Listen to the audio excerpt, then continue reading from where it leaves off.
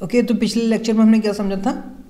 Filtration of blood and formation of urine. ठीक है, अगर आपको याद हो अच्छी तरह से और इस इमेज को अगर आप देखें तो चीज़ें आपको अच्छी तरह से रिकॉल हो जाएंगी कि पहले हमने नेफ्रॉन के स्ट्रक्चर को समझा था।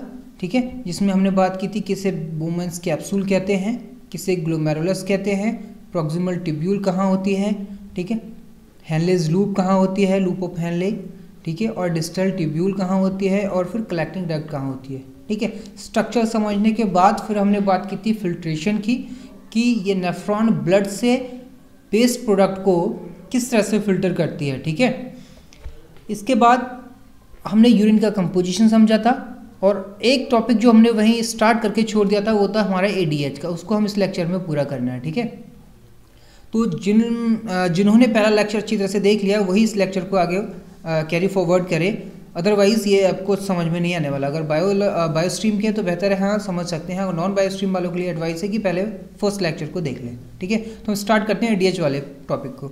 एडीएच की फुल फॉर्म आपको दिखाई गई है एंटी डाययूरेटिक हार्मोन, जो कि ब्रेन में एक हाइपोथैलेमस ग्लैंड होती है, वहाँ से सिंथेसाइज होता है और रिलीज होता है पिट्यूटरी ग्लैंड के द्वारा। ठीक है, इसको एंटी डाययूरेटिक क्यों कहते हैं?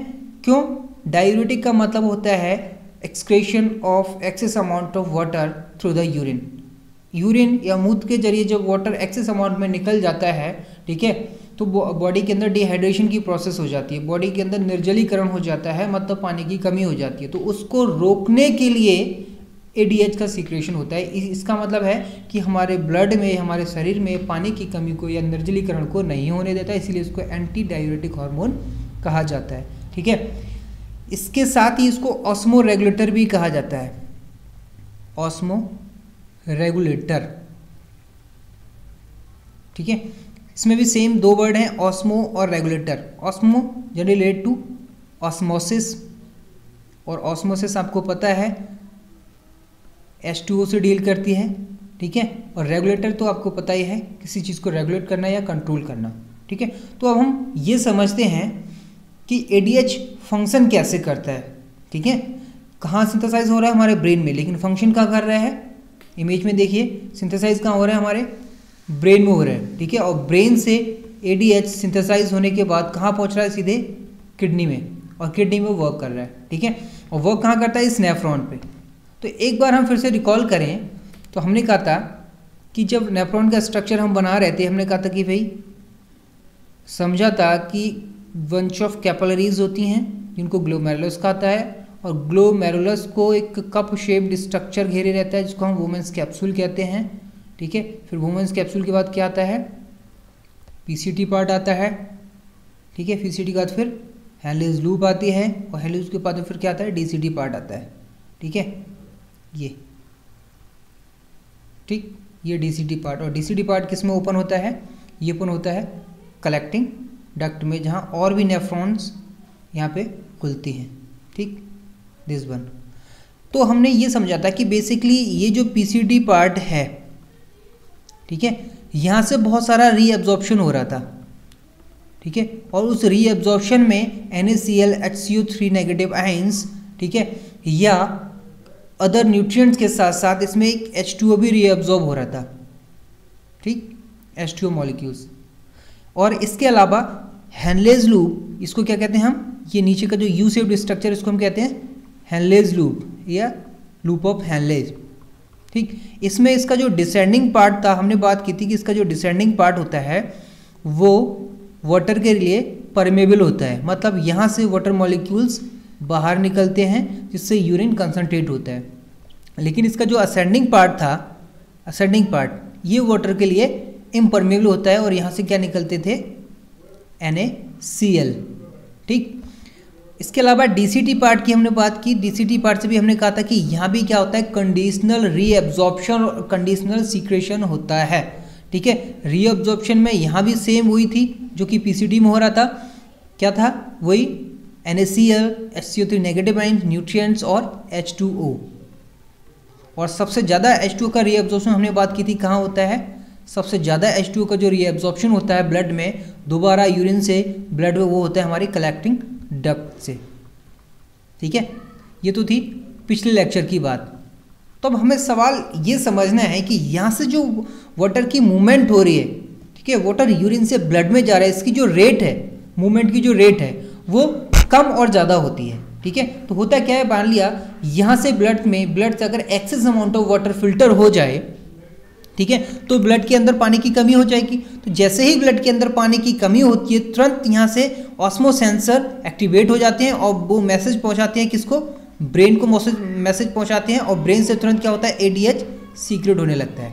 और एडीएच तुरंत कहाँ पहुँचता है, ये पहुँचता है सीधे नेफ्रॉन में, और नेफ्रॉन के पीसीटी, हेलेज लूप और डीसीटी पार्ट में अपना फंक्शन प्ले करने लगता है। और इसका फंक्शन क्या होता है, बेसिकली ये एडीएच क्या करता है, इस नेफ्रॉन की जो ये सेल मेम्ब्रेन है, ठीक है, तो एडीएच का फंक्शन क्या है कि एडीएच क्या करता है बेसिकली कि जो सेल मेम्ब्रेन होती है, सेल मेम्ब्रेन, ठीक है, इस सेल मेम्ब्रेन की प्रॉपर्टी को चेंज कर देता है, प्रॉपर्टी। और प्रॉपर्टी कौन सी चेंज करता है, H2O परमेबल प्रॉपर्टी। मतलब होता क्या है कि जैसे ही एडीएच यहाँ पहुँचता है तो H2O या जल यहाँ से तेजी से बाहर मूव करने लगता है, तेजी के साथ, ठीक है। और तेजी के साथ जब मूव करेगा तो तेजी से कहाँ पहुँचेगा, ब्लड में पहुँचेगा, और ब्लड में क्या होता है, H2O का लेवल अप हो जाता है, ठीक है। तो हम क्या कहते हैं कि ADH increase the permeability of H2O in the nephron cell membrane, ठीक है। तो इस तरह से क्या होता है, हमारे शरीर से निर्जलीकरण को ये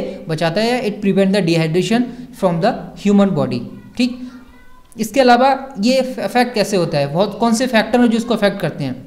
जनरली आपने देखा होगा कि जो बूजर्स होते हैं, जो बहुत ज़्यादा शराब पीते हैं, वो शराब पीने वालों के अंदर क्या होता है, बेसिकली एडीएच का लेवल डाउन हो जाता है, इसलिए क्या हो जाता है, उनके अंदर वाटर की कंटेंट ज़्यादा हो जाती है और यूरिन बहुत ज़्यादा फॉर्मेशन होने लगता है, इसलिए उनका जल्दी ही ब्लडर भर जाता है और बार बार उन्हें कहाँ पेशाब के लिए जाना पड़ता है, ठीक है, यूरिन एक्सक्रीशन के लिए। इसके अलावा बहुत ज़्यादा कॉफ़ी या फिर चाय लेने के बाद भी क्या होता है, ये प्रॉब्लम आती है बार बार यूरिन जाने की, पेशाब जाने की, ठीक है। वो क्यों आती है, क्योंकि ये कॉफ़ी और जो टी वगैरह हैं, ये सारे के सारे क्या करते हैं, एडीएच के लेवल को डाउन कर देते हैं। एडीएच का लेवल डाउन होगा तो जाहिर सी बात है यहाँ से जल मॉलिक्यूल्स के निकलने की जो रेट है या रीएब्जॉर्ब करने की जो रेट है वो हमेशा कम हो जाएगी, और ये अगर नीचे हुई तो ब्लड में H2O के मॉलिक्यूल्स की भी कमी हो जाएगी, ठीक है।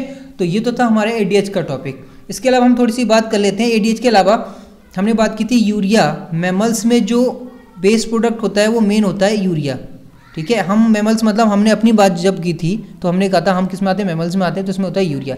यूरिया के अलावा भी कुछ बेस प्रोडक्ट होते हैं जहाँ से क्वेश्चन उठाए जा सकते हैं। जैसे मान लिया आपसे पूछ लिया जाए अमोनिया किन तरह के प्राणियों में बेस प्रोडक्ट होता है, या फिर यूरिक एसिड यूरिक अम्ल किस तरह के प्राणियों में बेस प्रोडक्ट होता है। तो एक चीज़ आपको मैं कीवर्ड बता रहा हूँ, ठीक है, कि अमोनिया जनरली होता है, इसको निकालने के लिए लार्ज क्वांटिटी ऑफ वाटर या लार्ज अमाउंट ऑफ वाटर की ज़रूरत होती है, मतलब पानी की अधिक मात्रा की आवश्यकता होती है, ठीक है। तो जाहिर सी बात है कि ये कहाँ पाया जाना चाहिए, कॉमन सेंस है, जो भी एक्वाटिक एनिमल्स हैं, एक्वाटिक एनिमल्स के लिए पानी की कमी नहीं होती, जो कि लेक्स वगैरह में रहते हैं, झरने वगैरह में। तो सारे के सारे एक्वाटिक एनिमल्स, चाहे वो एक्वाटिक इंसेक्ट्स हों या फिर एक्वाटिक फिशेस हों, ठीक है, उन सारे के सारे एनिमल्स में क्या होगा, अमोनिया बेस्ड प्रोडक्ट की फॉर्म में होगा, ठीक है। क्यों, क्योंकि वहाँ पानी की कमी नहीं है और अमोनिया के लिए क्या होता है, बहुत ज़्यादा पानी की ज़रूरत होती है। यूरिक अम्ल क्या होता है, इसके लिए कम पानी की आवश्यकता होती है, कम पानी मतलब बहुत कम पानी की ज़रूरत होती है। अब आप ऐसा देखो, अपने आसपास देखो, ऐसे कौन से जीव है जो बहुत कम पानी पीते हैं, बर्ड्स, चिड़िया, आपने देखा होगा ना, 1-2 ड्रॉप्स ही काम चला लेती है। इसके अलावा रेप्टाइल्स मतलब सरीसृप, जो रेंग के चलने वाले ऑर्गेनिज्म होते हैं, क्रीपिंग ऑर्गेनिज्म, ठीक है, वो सांप हो गया, छिपकली हो गई, लिजार्ड, इस तरह के ऑर्गेनिज्म क्या होता है, बहुत कम पानी पीते हैं, ठीक है। तो अगर आपका ऑप्शंस में ऐसे ऑर्गेनिज्म का नाम दिया गया है तो उसमें देखिए कौन से ऑर्गेनिज्म ऐसे हैं जो बहुत कम पानी पीते हैं और कौन से ऐसे बहुत ज़्यादा पीते हैं, तो उस हिसाब से आप लगा सकते हैं, ठीक है। तो यूरिक अम्ल कहाँ होगा, बर्ड्स में जो बेस प्रोडक्ट होता है वो यूरिक अम्ल होता है, ठीक है। रेप्टाइल्स में जो बेस प्रोडक्ट या अपशिष्ट पदार्थ होता है मेन, वो क्या होता है, यूरिक अम्ल होता है। अब बचा यूरिया, ये दोनों के बीच का है, ठीक है, मतलब ना तो बहुत ज़्यादा पानी और ना बहुत ज़्यादा कम, मतलब इसको मध्यम, मतलब मीडियम क्वांटिटी चाहिए होती है, मध्यम जल की आवश्यकता होती है उसको बाहर निकालने के लिए, ठीक है। तो और ऐसा किस में होगा, जनरली जो स्थलीय होते हैं, स्थलीय जो बीच में होते हैं, ना बहुत ज़्यादा पानी पीते हैं ना बहुत कम पानी पीते हैं, ठीक है। तो ये जो स्थलीय प्राणी होते हैं, टेरेस्ट्रियल ऑर्गेनिज्म जिसको हम कहते हैं, टेरेस्ट्रियल ऑर्गेनिज्म, ठीक है, टेरेस्ट्रियल ऑर्गेनिज्म, और इसमें कौन कौन से आएंगे ऑर्गेनिज्म में, ये आपके मैमल्स तो यहाँ पे लिख ही रखा है मैंने। इसके अलावा आपके एम्फीबियंस आ जाते हैं, एम्फीबियंस, ठीक है। इसके अलावा आपका टेरेस्ट्रियल इंसेक्ट आ जाते हैं, याद रहे एक्वाटिक इंसेक्ट नहीं, टेरेस्ट्रियल इंसेक्ट, ठीक है। बेसिकली इनमें क्या होता है आपका यूरिया होता है एज अ बेस प्रोडक्ट, ठीक। तो ये हो गया हमारा बेस प्रोडक्ट।